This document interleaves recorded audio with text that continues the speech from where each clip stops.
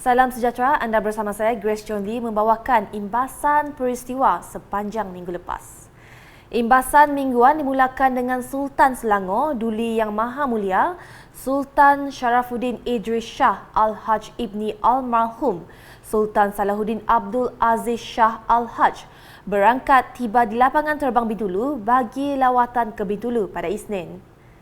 Keberangkatan baginda menggunakan pesawat khas disambut Speaker Dewan Undangan Negeri Sarawak Tan Sri Dato' Amar Muhammad Asfia Awang Nasar serta kenamaan negeri yang lain. Pada sebelah petang, baginda berangkat ke Majlis Santapan Negeri sempena lawatan baginda ke Bintulu di Grand Ballroom Hotel Park City Everly di Bintulu. Keberangkatan tiba baginda disambut Tuan Yang Terutama TYT yang di-Pertua Negeri Sarawak Tun Pehin Sri Abdul Taib Mahmud dan Premier Sarawak Datuk Patinggi Tan Sri Dr. Abang Abdul Manzohari Tun Datuk Abang Openg. Terdahulu, baginda menerima cenderahati daripada Tun Pehin Sri Abdul Taib Mahmud, diikuti Datuk Patinggi Tan Sri Abang Zohari dan Ketua Kaum Bahagian Bintulu serta Universiti Putra Malaysia UPM Kampus Bintulu. Imbasan seterusnya, Gabungan Parti Sarawak GPS telah mengumumkan senarai 31 calonnya yang akan membawa cabaran dalam memenangi kesemua kerusi parlimen bermisikan Sarawak First pada pilihan raya umum ke-15 PRU 15. Pengerusi GPS merangkap Premier Sarawak Datuk Patinggi Tan Sri Dr. Abang Abdul Manzohari Tun Datuk Abang Openg berkata, kesemua calon GPS amat berkelayakan, berpendidikan serta berpengalaman luas. Beliau yang juga yang di-Pertua Parti Pesaka Bumi Putra Bersatu PBB Sarawak memberitahu ini sudah pasti membawa hala tuju GPS dalam membawa Sarawak mencapai negeri maju menjelang 2030. Beliau berkata demikian dalam sidang media selepas menyempurnakan penyerahan watikah kepada calon-calon GPS PRU 15 di Ibu Pejabat PBB pada Khamis. Selanjutnya, Bank Pembangunan Sarawak (DBOS) akan terus memberi tumpuan kepada mandat semasanya untuk menyediakan pembiayaan kepada projek strategik dalam tempoh 5 tahun akan datang.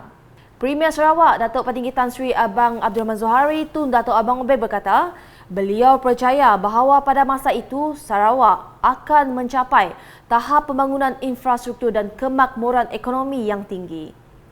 Beliau berkata demikian dalam Majlis Ulang Tahun DBOS ke-5 di Pusat Konvensyen Borneo Kuching pada Sabtu.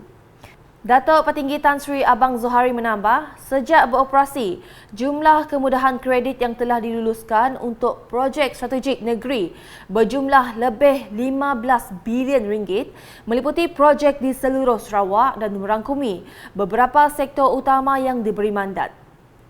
Berikut pula, Sarawak komited untuk melahirkan 200 doktor perubatan dan pakar dalam tempoh 5 tahun bagi mengelak kekurangan doktor pakar yang kian meruncing pada masa hadapan.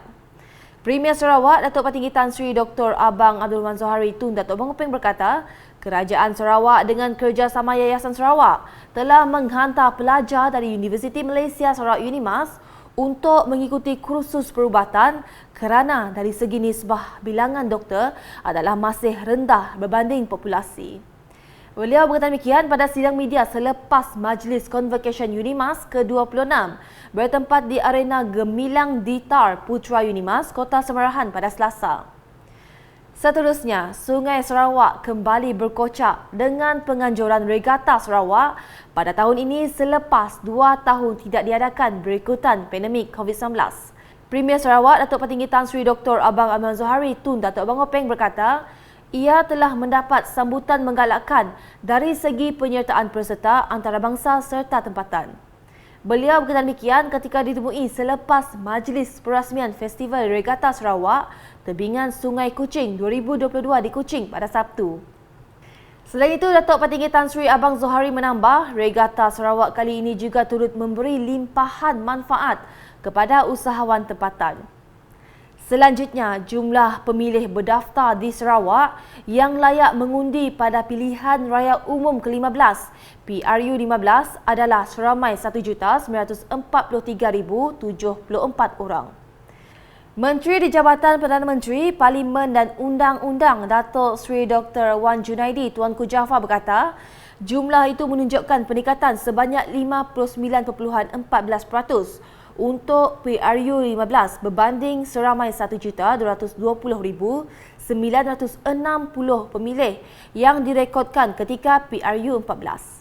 Menurutnya, daripada jumlah itu, 825,791 orang adalah pengundi berumur 21 hingga 39 tahun yang menjadi kategori paling ramai, manakala jumlah pengundi berumur 18 hingga 20 tahun adalah 129,034 orang.